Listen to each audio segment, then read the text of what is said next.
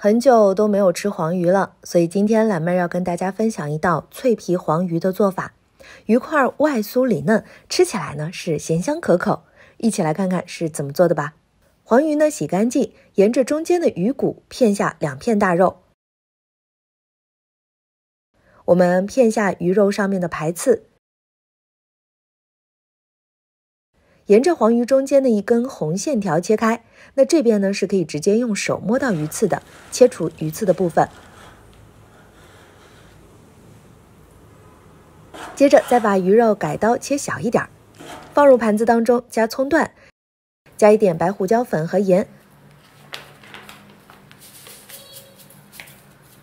倒入一点生抽抓匀，我们腌制10分钟左右。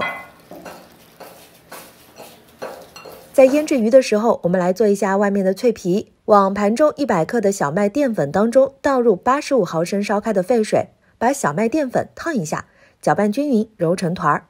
再放入25克的咸蛋黄，抓揉到咸蛋黄和淀粉混合在一起。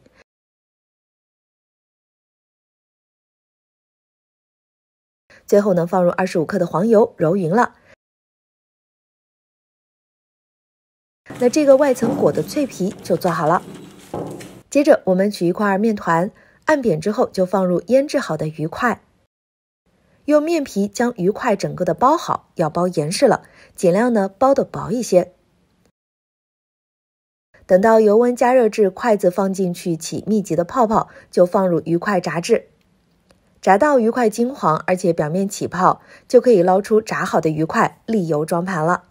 那这道脆皮黄鱼就做好了，外皮吃起来是酥酥脆脆的，里面的鱼肉呢又非常的鲜又很嫩，喜欢的朋友一起试一试哦。